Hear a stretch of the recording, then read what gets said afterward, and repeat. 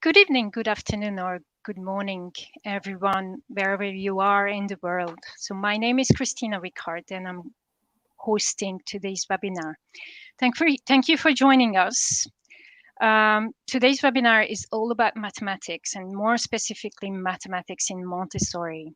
I have the huge privilege to welcome my esteemed colleague, Emma Rattigan here. She's the head and the creator of the Edinburgh Montessori Art School, and her amazing team will join her very shortly. So just a little bit about the school. Emma created the school 15 years ago, but a single classroom, and it has not stopped growing ever since. Today, the school is welcoming children from 1 to 7 year old. One last thing before I pass the mic to Emma. Emma is one of the most passionate person I ever known when it comes to human development. So I think today's webinar will be amazing as well. Thank you. Passing you the mic, Emma. If you can just present your team and mathematics. What about it? Thank you very much, Christina.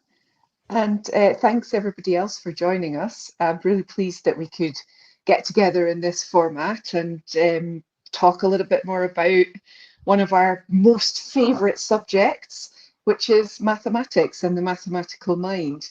I really wanted to make sure that we name everybody who's here tonight and our one colleague who isn't able to join us because she has a very young child. So Marta is going to, she's in the video that we're going to show you, explaining a bit about how she inspires children in the infant community in our school. And then we have the lovely Anuja, who is working with our 3 to 6 year olds and who is an expert on the development of this age group. And then Kate Hannacombe is going to give us a short presentation on her enjoyment of mathematics in the elementary level, which in our school is 6 to 12. And then Nikki Armani is joining us to talk a little bit about how we adapt the way that we work with mathematics for teenagers and their different characteristics. So thank you very much, everybody, for giving your time, and Christina. Maths is really only a small part of what we do. However, it is something that permeates absolutely everything that we do. And so something that we are incredibly passionate about. And I shall hand over to Christina to put on our short presentation, which hopefully will stimulate questions and thoughts from the audience, which we'll be happy to address at the end. Over 100 years ago, Maria Montessori was theorizing that children were born with a mathematical bent, an attraction to precision, to ordering things within their environment, to the organization and the patterns that appear in the world around them. And she theorized about this based on her observations of young children. She then set about trying to design the best possible materialized abstractions. That means she designed concrete representations of abstract mathematical concepts.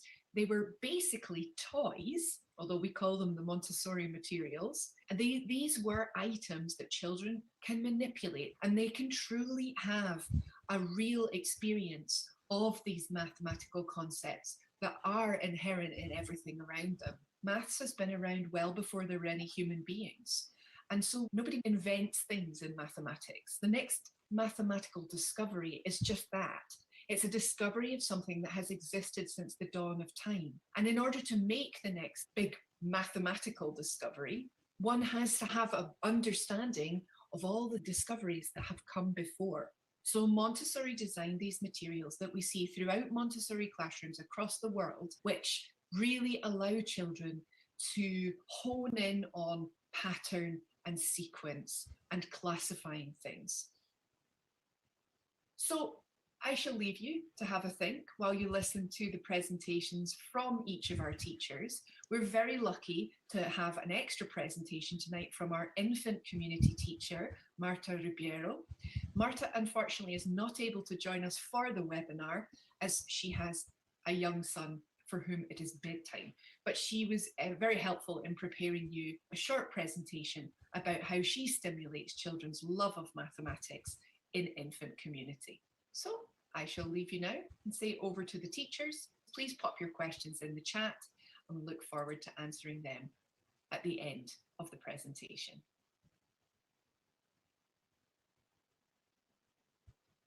Hi, my name is Marta. I'm the lead teacher in the infant community, and today I'm going to tell you how we observe the mathematical mind in the infant community.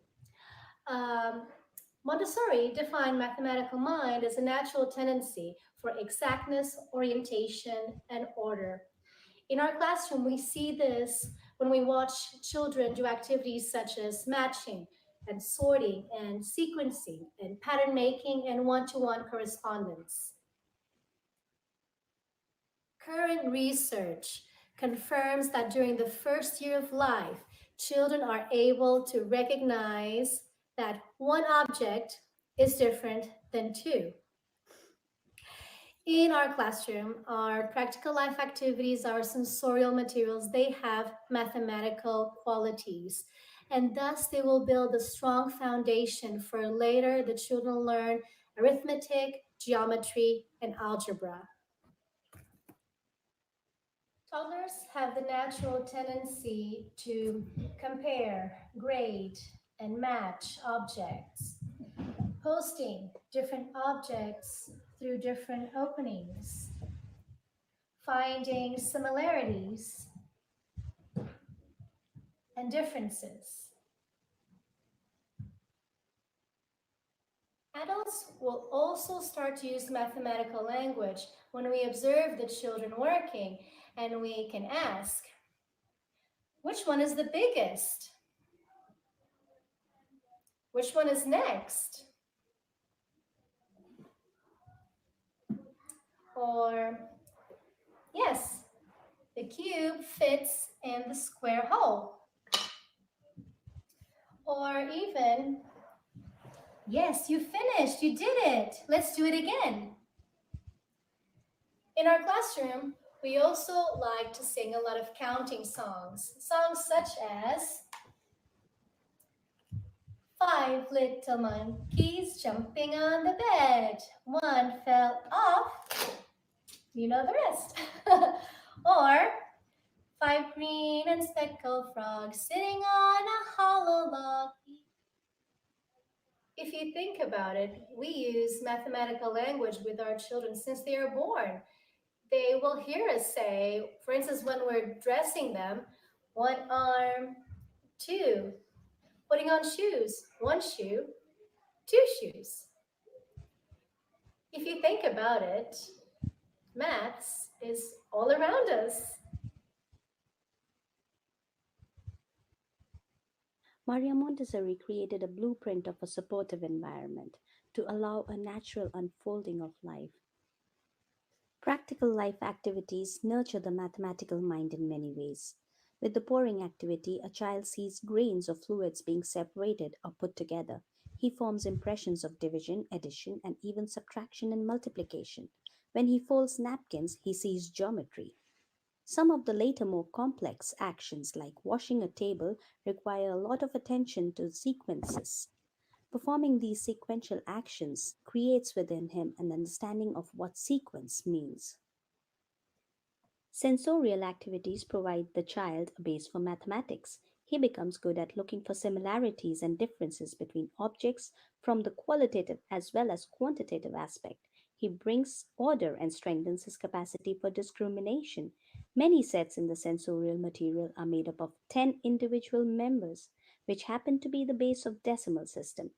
Handling the solids and prisms, the child takes away precise, well-defined impressions of the form. In Children's House, the math area is divided into 5 groups. In the first group, the child is introduced to the numbers 1 to 10 and 0, and he also understands the relationship of the unit with other numbers. The second group is introducing the child to the decimal system. All that the child needs to know are the numbers from 1 to 9. Group 3 is introducing the names of the numbers in between categories of the units, tens, hundreds, and thousands. Group 4 has memorization of combinations and subtraction, addition, etc. that we use in our day-to-day life. Group 5 is passage to abstraction. Once the child has used the concrete material many times and has understood the concept, he no longer needs to use it and can use the representative of the material. For me, maths at school was a subject that I absolutely avoided. I believed that there were people who could do maths and people who couldn't, and I couldn't. However, all of that changed when I began to study Montessori education and I began to make these connections between these complex concepts that I was taught in maths and these amazing concrete materials.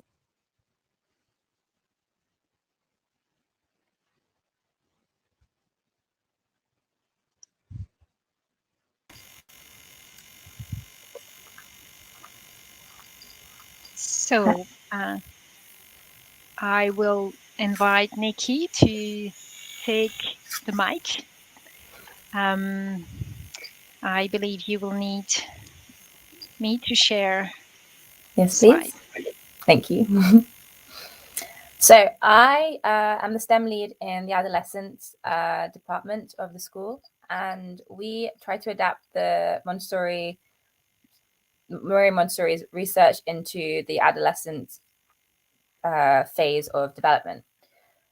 So if you go on to the next slide, Christina, you'll see this is a picture of our classroom. It looks slightly different from the other classrooms because the teens have already started to get more comfortable with abstraction. But we do still very much stick to the elements that Maria Montessori developed within the rest of the school. So we focus on things like concrete to abstraction. All our activities start at the concrete, whether or not a child comes from a Montessori background or a mainstream school background. Context is everything. The third plane of development, which the adolescents are in, they are very interested in their place in the wider world, and therefore things are only important to them if we relate it to everything else. This is obviously relevant to the other students in the other age groups, but it becomes vital for them to keep interest and see the purpose behind everything. And practice and inquiry. So not only are they getting practice done for potential routes, things like exams, to be comfortable with exam questions or any experience they might have in their lives, but also inquiry to see where maths can take them in a potential career purpose, career direction, or just to develop their mathematical mind in terms of the freedoms that you get as an adult to really explore. If you can swap to the next slide.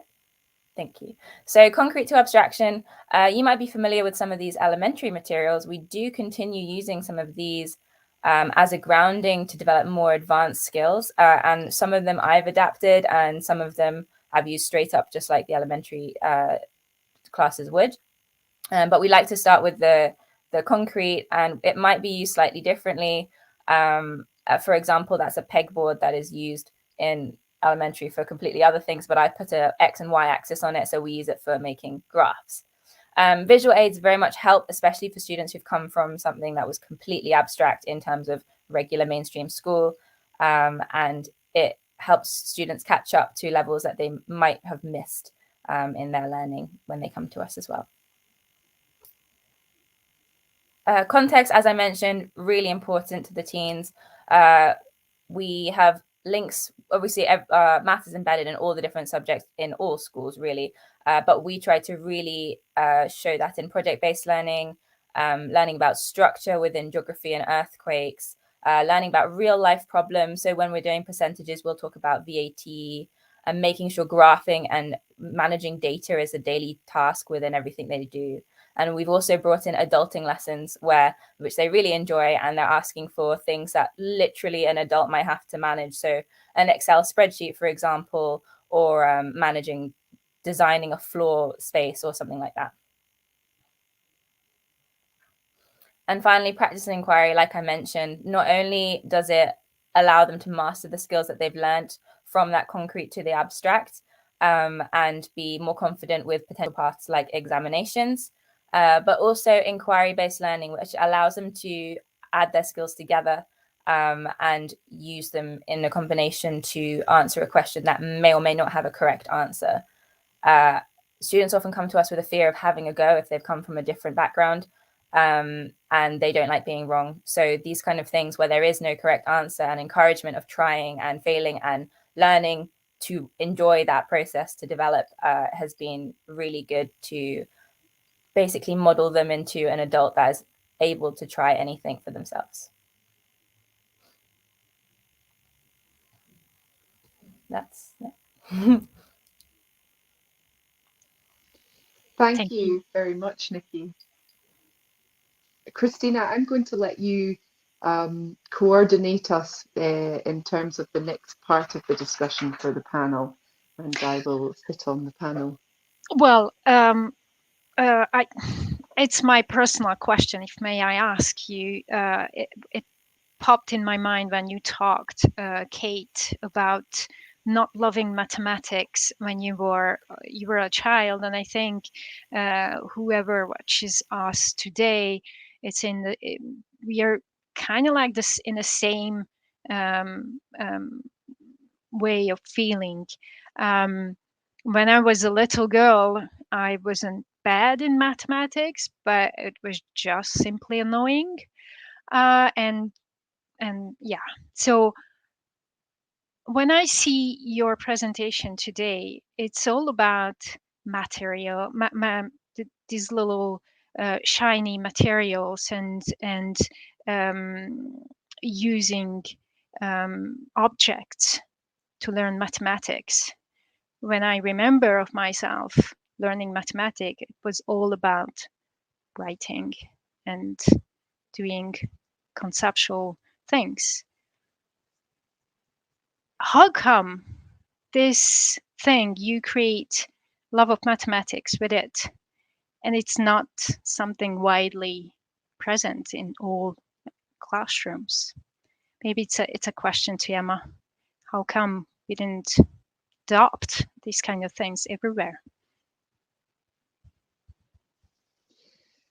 Well, I actually had the same experience as Kate at school. I hated maths.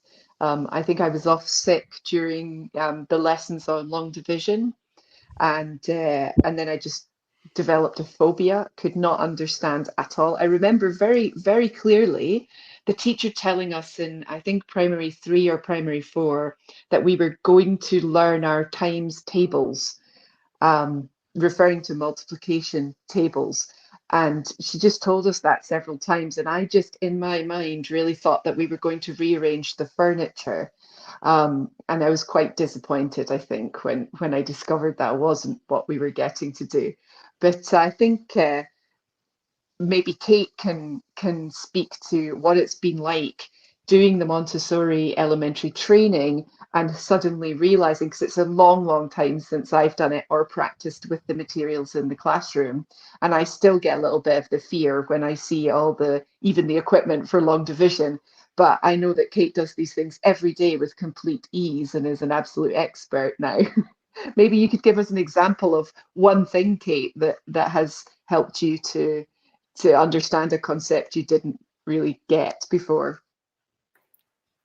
Sure. I think, well, first of all, I did the Children's House training. And during that time was when I really went, okay, wow, why aren't all children learning maths like this? Because this just makes complete sense. But then when I started studying the elementary, it was definitely long division that was the kind of eye opener to this, seeing the way that the concrete materials completely lines up with how you would do it in an abstract way. It just makes perfect sense. So the children experience those concrete lessons, and they're following the steps and the process of doing it. And then they will move to doing that alongside working on paper.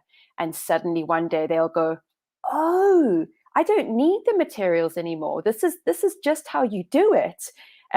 this is what I'm doing with the materials right here on the paper. And you're like, yes, that's exactly what it is. So I think it's those kind of light bulb moments that really are amazing to see. And I think I had those throughout studying both the Children's House and the elementary Montessori, just continuously like, wow, why isn't this happening everywhere? It just makes perfect sense.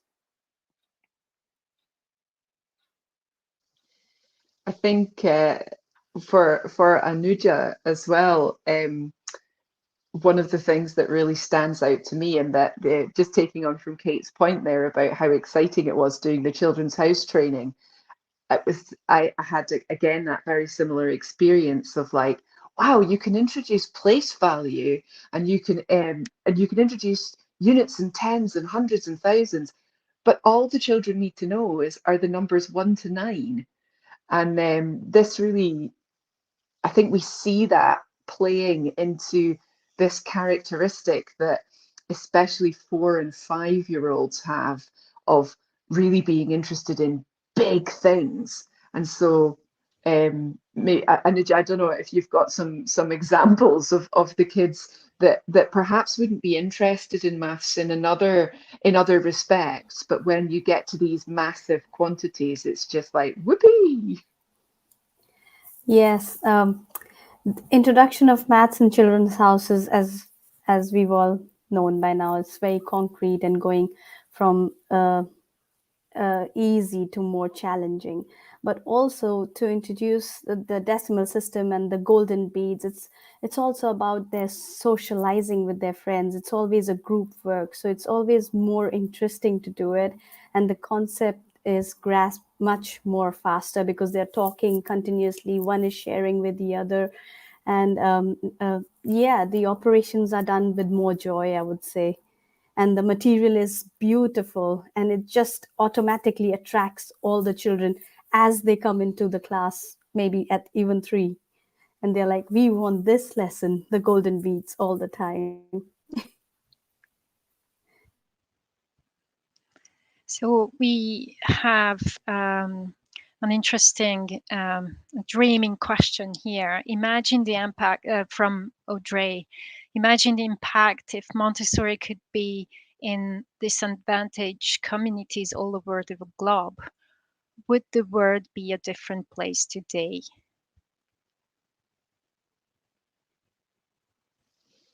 Go on, Nikki. What do you think? I think completely following into what both you and Kate have said about how you felt about maths, specifically talking about career paths and future. Obviously, that's more what we're looking at in teens than anything else. But so many girls specifically, and lots of disadvantaged people generally, feel that maths is beyond them. It's for the clever people, the people who had those private tutors that help them understand things. And they are completely eliminated from any potential careers that involve a lot of maths just because they feel math is not for them. So something that the Montessori method can help with this concrete, and allowing a 5-year-old to understand these kind of things, would allow everyone to have full access to every possible career path they might be suited for. And obviously, people following their passions can only be beneficial to the world. And it's such a clear step back from the very old-fashioned and traditional system of rote memorization. So I think in Anuja's presentation, you said something about, I think it's the 5th. Is it remind me if I'm getting the stages wrong, but the 5th stage. So in the maths process in Children's House, where they're actually using concrete materials to help that memorization. And but first they've got all these other stages that help them to actually understand what it is they're memorizing. So when they come to that point, what they're working with are pieces of equipment that stimulate the questions, but just help them to practice and practice and practice, which ultimately is the kind of rubbish part if you've not got a particularly amazing memory for facts, which some of us don't. So they are, but again, I suppose what Nikki said as well about it being relevant to them, we do a lot of that in even from infants onwards. There, Marta was giving us examples of how we would even just use mathematical language in everyday life with them. And I think that when I've been passing through children's house and I see them setting the table, they're counting out the plates, they're counting out the glasses, they're talking, I mean, even to much more abstract types of conversations, like whether two different shaped glasses are going to hold the same or different amounts. There's quite a lot going on there that you wouldn't necessarily just on an everyday basis identify as maths, but it definitely is. And it definitely permeates all the different environments in the school. So we have a question from Rebecca. I'm wondering why the materials involve use of the hands rather than, say, worksheets. I'm happy to answer this one. Montessori, Dr. Montessori wrote a lot about how movement helps the brain to develop and to grow and to learn. And so through using your hands and manipulating the materials, you are helping to develop muscle memory, to develop the ways for learning and the neural pathways for learning and for making those kind of neural connections a lot easier through working with concrete materials. I've seen in the classroom before children working with the material and having a conversation with their friend, and I'm observing and wondering, how is this possible? And their hands are able to do the movements for the materials, for a material like the checkerboard used for long multiplication, and they're able to manipulate whilst having a conversation. So it is that kind of movement that's helping the brain develop further, rather than learning things through memorization and doing constant worksheets over and over again. I wanted to add on as well what Emma was saying about maths. I don't think you can actually have everyday conversations without the knowledge of mathematics. If you want to give children real life experiences, and for them to understand real life experiences, then they need to be able to visualize things. So if you want to have a conversation or a lesson in geography where you're talking about the size, the length of the equator, children need to be able to visualize what 40 million miles looks like. And you can't do that without the knowledge of maths and obviously language as well, but maths, yes. Just wanted to add something, giving an example of hands in children's house, using hands rather than worksheets in children's house. Well, as Maria Montessori said, that hands are the tools of our intelligence. So when, as you saw in the presentation, there are units, tens, 100,000. So if a child is holding a unit, the child knows it's just a unit, whereas as opposed to holding the cube of 1,000, can figure out the difference and just know the quantity is more or less. So, and also connected to then the numbers or the symbols that the child is introduced to side by side. Yeah. So Can I we also have a add, question. Oh, sorry.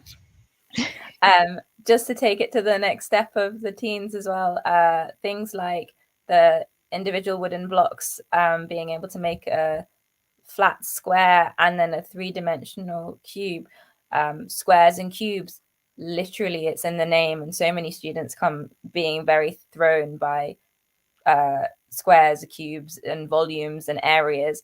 And when we make those actual squares and talk about how many dimensions and what that little 2 or that 3 or continued means, it really hits home. And they've literally just made a square with their hands or a cube with their hands, and they can count them. And it's just interesting because initially when you bring out little blocks, teens often think, oh, well, that's for babies. And then they try it and they realize, oh, actually, no, that completely makes sense. So that, yeah, working with hands, all ages, agreed. Thank you. Thank you. So we have a question from Kat. Do you think the Montessori approach to teaching maths identifies barriers early? Who would like to answer to that? This was the topic of a wonderful study session that we took part in a couple of weeks ago, actually, Kate and Anuja and I, all about dyscalculia and maths difficulties that some people have, which are related to this family of challenges that we recognize more readily as dyslexia. But there's particular challenges that some people have with number and with the mathematical concepts. And I think that it's interesting. I don't know if we always are confident enough because we're not trained to necessarily identify these challenges as we're not medical practitioners, but we often have a hunch very early on. I don't know if you can comment on that further, Anuja, but I certainly think that it's quite clear if a child is missing out numbers in their counting for years and years and years, as one of my own children did. Just had, and we used to say, "Are you allergic to the number 5?" He just didn't like 5 or 15, and he just didn't mention them in anything, and does in fact have difficulties with numeracy that at the time we're not, we would not necessarily have identified. Yeah, I think we work with a wide range of material in Children's House for math, and to identify it and to pin it on really early on, it's kind of tricky, and we're not in the position to say it. But children often do skip numbers, and like a child today just wouldn't say 8.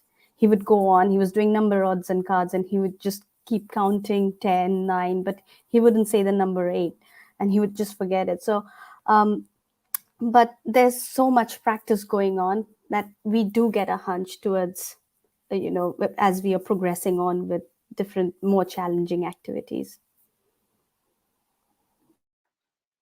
I think as well in the elementary class, maybe we're able to see these things because, when they're in Children's House, they're in that kind of absorbent mind phase where everything that they're learning it's on a conscious level, but they're just absorbing it like sponges. And I think once they get into elementary, you start to see where maybe slight learning, some children might have a slightly different approach to learning, and so you would spend some time observing that and maybe picking up on any slight nuances that they might have in recalling the steps to certain materials. Again, I think of long division, where you do need to remember that there are a certain number of steps that need to be followed, and maybe a child might have difficulty in recalling those steps. And so you pay attention to those, and you make accommodations for the child that needs that extra support in what they're doing.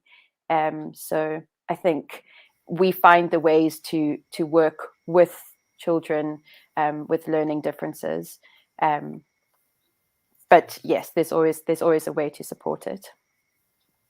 I fully agree with what Kate was saying, and just to add to making the accommodations and working with it, I think the Montessori approach really allows us to work around barriers and we can identify, well, at least get our hunches, but the point of it is that they don't become as much of a barrier as they would potentially in a mainstream maths lesson environment, because they are free to use the materials and concrete basis as long as they want to. They can use whatever supports they need. And we know the children a lot better in a teens environment in this school than we would potentially in a school where we see them 3 times a week for an hour, because we can see that development throughout lots of lessons throughout the whole day, throughout different skills. So although it might allow us to see barriers, it also allows us to bridge them, like Kate said. I was just going to say exactly what Nikki said. So I just wanted to say thank you to Nikki, because I'm not sure, just to summarize the answer to Kat's question, I'm not sure that we necessarily confidently recognize challenges early, but we are able to provide really broad-based support early and whenever it's needed, so that whenever there is a challenge, we're making those accommodations and just developing the way that we are presenting these materials to allow the child to understand. So the aim is always to help them to understand before we're moving on to practicing something in the abstract. Thank you, Sorry, Christina. Sorry, I'll let sorry, you go. I've got one more thing to add. Sorry, because children all work on they're basically following their own style of learning, and so we're not sitting having whole class lessons where everybody is expected to be in the same place with their maths. It's more about observing the individual child. So it's not so much about picking up. When I think about identifying barriers, I think about a mainstream classroom where a teacher is giving a lesson and children are having to make notes and copy things down and follow what's going on. And then you might see a barrier or a learning difference. But I think within the Montessori environment, children, you're giving lessons to the children when they need the lesson, rather than sticking to kind of a benchmark. We don't have benchmarks as such. Thank you, Kate. I think you can relate to the next question from Helen. Thank you for all the great presentation and discussion. For the children who love maths, how does Montessori introduce more advanced concept of maths where there are no materials? I think there's never no materials, right? Well, I'm not sure about that. I gave a lesson the other day about converting percentages to decimal fractions to fractions, and there was no material for that. Yes, of course, the children have worked with fractions before and worked with the decimal board, but there's no material that I know of for percentages, and so it is kind of relating it back to what they know. So relating it back to their concrete experiences and then giving them the abstract lesson that would go along with it. And it is, I did use in that lesson, and I told the group at the beginning, this is quite an abstract concept. And immediately you could see them kind of getting ready for this abstract concept. But then it wasn't in the end, because they understood the fractions and they knew the decimal board. And so they just tied the two together. And they were like, oh yeah, that makes perfect sense. Okay. And for me, it was a relief, because it is, when you reach that point with children, and it is, when is this child ready for this abstract lesson? And it is, I guess, through observation and things like that, you would know. But yes, it is understanding the child and where they're at and what their needs are. And it is seeing those ones who do have a love for maths, which I think is about 99% of the elementary classroom at the moment. And it is meeting them in that place and giving them those lessons when they're ready for it, or even when they ask for it. But making sure that they have those concrete understandings before moving towards abstraction. I think this question applies to adolescent quite a lot, as there aren't that many specific adolescent materials. But I have found from exploring the elementary materials that they can be very advanced, to the point where students I came from a mainstream background, and students in elementary will be doing certain things that you wouldn't have done until you were 14, 15 in a mainstream school potentially. So the materials go very far, but for the situations where I can't find materials, often I will make them or DIY from other materials we have, or another. And like what Kate said, if you have the basis of the understanding in maybe a more simple material that we do have, then it's much easier to build in steps the abstract concepts, and then those abstract concepts can get even more abstract, but as they had that confidence in the beginning and they've not jumped any huge leaps, they're totally fine following on with it.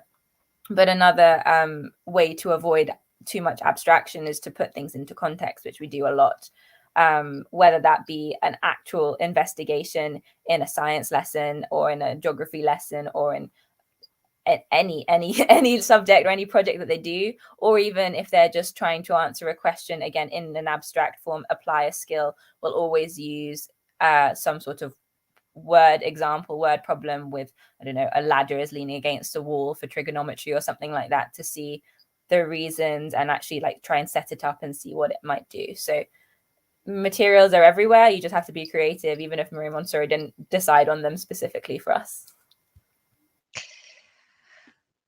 Thank you, Nikki. I have a special question from Fraser for you.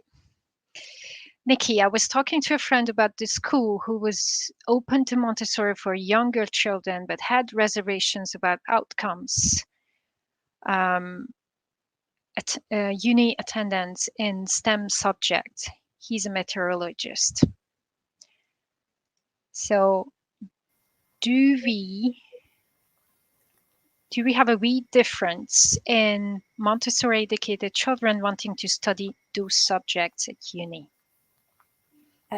So in that sense, I'd say that for a university decision, because the way we approach learning in our classroom is very interdisciplinary, and it allows the students to see the links between everything.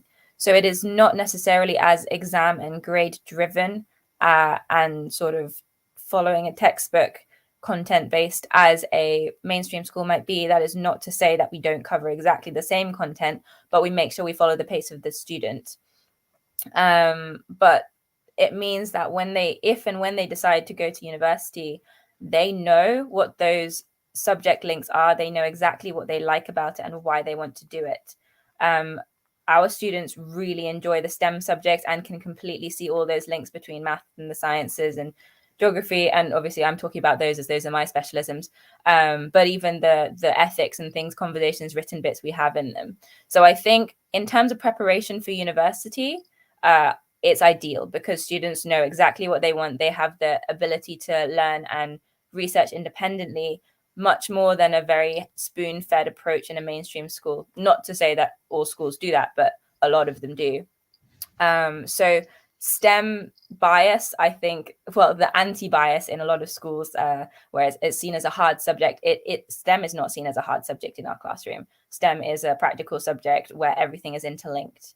And the reservations, if you want your student to sit exams and be fed all the content and do lots and lots of exam practice, we will do that if the student is asking for it. But if the student is creative and trying to explore for themselves, we will also do that, which might take a little bit longer. But that student will then be far more prepared in the future to choose that subject and to study independently.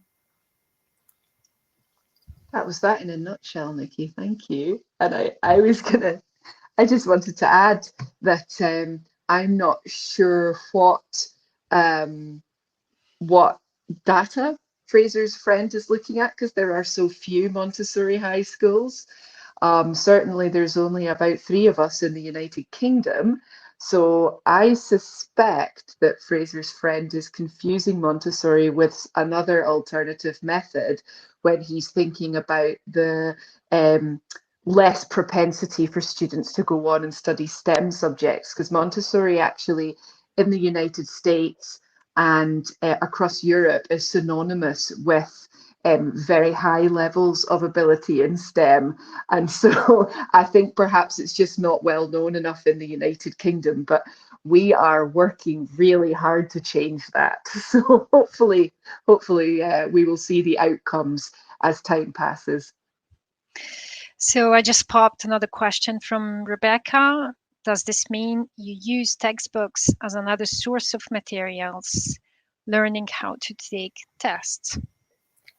Absolutely. I assume this is directed more at me again. And yes, we do. And we are not afraid of textbooks or exams. And in terms of practical life, that the Children's House might be learning how to set tables, our students, if they want to take exams, one of those practical life skills is exam technique, and that will get them a whole load of marks in an exam. So we see that as a practical life skill, and we actively teach that while teaching the content or investigating the content. So for example, if they're writing an answer and they've not put their unit at the end, I'll remind them that if they're sitting an exam and they don't put the unit of meters or centimeters or whatever, they'll possibly lose a mark. And we learn that because I wish I was taught that back then. and didn't lose silly marks for those kind of things. So it's a practical life skill. Textbooks are a great source of material. It means they can go away and self-study by a textbook and try that. They're often set out very well for self-learning if you have the ability to focus and follow those routes yourself. So definitely we use them as one material, but not the only material. Thank you, Nikki. So this is a question mostly for Kate or Anuja. How do you support pupils with strong emotional negative responses to maths?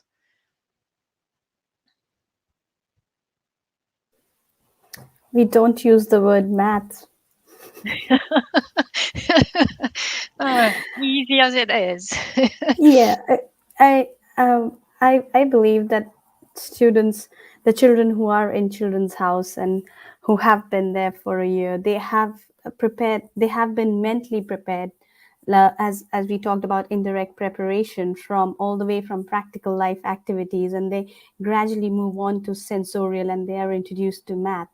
So, and like I said, we don't use math, we just use numbers, and the material is beautiful. They have used it before in other ways in sensorial, so they're not shy to get introduced to math lessons in the beginning.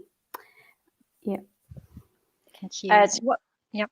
Sorry, I think in elementary, it's very much the same, but a lot of it involves, for those children who have those negative emotional responses to maths, it's not always for long, because they begin to discover that there are that they do actually have a love for maths and a love for learning. And this is quite easy to entice out of them. And it's often, you just involve really big numbers.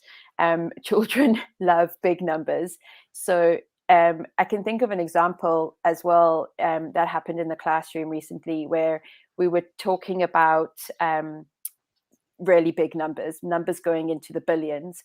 And they were like, but we don't know how to read these numbers. I don't like big numbers because I can't read big numbers. And that was just the opening for a really fun lesson on seeing how those, how the colors for the hierarchies, how the representational colors for the hierarchies, how they form a pattern. And that's how it's all about pattern making and the families of numbers. And then that just created an absolute love for reading big numbers. And so I was having to write things, and they were going, can you write one into the quadrillions? Like, yes, I can. And it was really fun. So we needed to have all the whiteboards out, and we had our green, our blue, our red whiteboard markers, and we were just writing huge numbers and reciting them together and turning them into songs. And yeah, I think those kinds of things, when you recognize them in a child, you also then recognize the way to help them develop a love. And from there it's and it's also relating it back to their own experiences for maths. So another example would be a child came and said to me that they had been baking at home, and they wanted to work out how much sugar they used inside the biscuits. And they said that they had baked, trying to think exactly what it was like 9 batches of biscuits, and in each batch they'd use 50 grams of sugar. And they asked me to show them how to work out how much sugar they had used using the Montessori materials.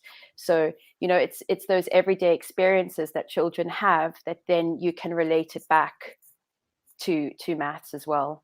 And of course, it's interlinked then into all the subjects. So whether they do have that negative response to the word maths, you're still doing it. You're doing it in history when you're looking at the timeline of life. You're doing it in geography when you're thinking about the distance between planets, when you're looking at the depths of the oceans, whatever it is, it's always referring back to maths. So in some way, the child always develops a love for maths. And I think those emotional responses, those negative emotional responses, often come from a place, come from the parents sometimes, but maybe also from experiences that they might have had in other like educational settings. So if they have those kind of negative connotations, they do seem to stay with children. And it's about showing them that we can all develop a love for maths. Like if I can do it, anybody can really do it. So, and I think it's also that the teacher sharing their love for what they're doing. When I get excited about maths, I think the children then get excited about maths. So I think that always helps. That brings to mind, Kate, just as you were talking, I was thinking about the fact that I haven't met children who go through Montessori infants and children's house who don't just love maths. And so, yeah, I was just sort of reiterating the point that you were making. But I was thinking about the thing that is, from my days in the classroom, the most exciting lesson about the concept of zero. And I wondered whether Anuja could tell us, like, how do you, because that's a really abstract thing. And you've got this whole idea of showing the children real things that they can manipulate. And then how on earth do you introduce zero? Zero is again introduced through concrete material, which is interesting, and the children totally understand the concept of zero once we have the spindles, and there is a box with slots starting from 0, 1, 2, 3, 4, 5, 6, 7, 8, 9. And then they start putting one spindle, and then two spindles, and three, and then 9. And then there are no more spindles left. And you tell the child, oh, there is none left. And look, there's a slot free here. What does the number say? And they're like, 0. So 0 means what? 0 means nothing. And they just understand that, okay, 0 means nothing. So there's nothing in the slot. And that's the first introduction to zero in children's house. Very concrete. I just remember them being so, like, once they realize the concept, coming over and like, this is the most hilarious joke when you're 3 years old. It's like, Emma, you need to ask so and so to bring you 0 beads. And there's so many games that you can play once they know that, aren't there? Is it. There's a game called Memory Game where there are 2 children playing, and they each have slips of paper folded, and they get 5 each. So one of them will get a 0 because it starts from 0 to 10. And then the guy who gets 0 doesn't get up to get anything. So the other person knows that he got 0. It very much appeals to the humor of young children. Like, and I think 0. that's that point, isn't it, of capturing them when they are in the optimal sensitive time for particular things. And because they have this particular sense of humor, whilst every child's sense of humor will be different, they all go through this developmental phase where this particular joke seems to be incredibly attractive because they've had this realization. And the same thing in elementary, where you get these, I think in my experience, it's especially the little boys, but I think it really does go for everybody anyway, that there's just this sudden obsession about the size of numbers. And you hear them, I mean, really young children saying to you, do you know that numbers don't go on forever? They only go to a Google.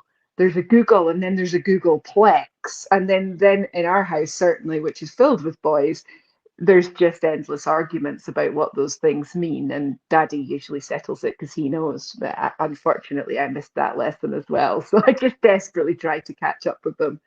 But I think it's that, you know, when you're using an educational system that has as its foundation the teacher's training in child development, then you're going to present lessons in a way that appeals to the correct characteristics for each child.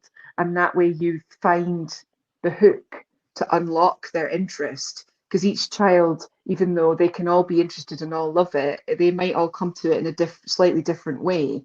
So I think that whilst the materials are really, really important, the talent of the Montessori teacher, or the guide, as we prefer, as our titles, is really vital, and it's something that we gain over time, the more children we meet, the easier it is sometimes to find that hook. But the two things, they go hand in hand. I just wanted to drop in a really entertaining thing I found is so negative maths experiences are common among teens who've come from other educational backgrounds, and often will just, like I say, like everyone else has said, they phase out of them very, very quickly when they experience this way of learning maths or whatever context we are learning, which we're not calling maths. But we were doing percentages and VAT. And then we were also doing electricity bills and efficiency in science, and we were using spreadsheets to work out which energy company we should go for. I was personally changing my energy company at the time, so I just got the comparison website, printed it off, and we all decided on the size of our houses and things. And at the next lesson that we came to finish off doing that, a few of the kids said, "Yay, electricity bills," and another one said, "Yay, taxes." And I just cracked up, because who on earth has ever said that? But yeah, it's a kind of running joke that maths, but then regularly cheering for different topics within maths. So it's almost like a cultural joke now rather than anything else.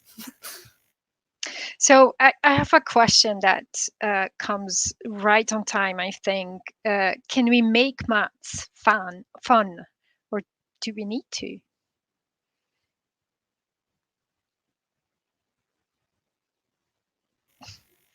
Maths is fun. I think if Nikki can make taxes fun, then she's exactly. worth her weight in gold. I think maths is fun. We don't need to make it fun. For Children's House, I would say maths is fun. It starts from the very beginning and just keeps going on without even having them realize that they're doing maths or something so challenging, but they're getting everything, they're understanding everything, grasping everything. And I guess in elementary, there's a whole, one of the kind of main curriculum stories is the story of number. And I was always really fascinated by when you're introducing a new concept and you're talking about the history of where that concept has come from. I was getting told off when I was doing the introduction for the webinar by my husband, who's very mathematical, because I was saying, well, maths has been around since the dawn of time. And he was saying, well, Emma, that's actually an ongoing debate as to whether it is a human construct that we have developed within our minds to explain what goes on around us, or whether it is in fact an infinitesimal fact that has gone on since the dawn of time that we are just discovering. So you obviously know which side I'm on, but but I can see it's a really interesting debate for our teens to enter into as well. But I love the story in elementary about the farmers having to sort their fields out before the flooding. And Kate, you might be able to elaborate a bit, because my memory is a bit sketchy on it, but it certainly was. Is it when you're introducing geometry? Yeah, that's the that's the story of geometry, and how every year the very fertile lands around the Nile River would flood, and the farmers would lose their areas that they farmed on, and they would argue as soon as those floodwaters subsided, because they needed to get planting again, and they would have huge arguments about whose land was whose. And they brought in, I can't remember the name, is it the Harpanodapters, who were they had a special role, which they had a rope which was tied in 3 different places, that when it was pulled by these 3 Harpanodapters, would form a right angle. And that's how they used to measure the field. And then, of course, Nikki, that leads on to Pythagoras's theorem.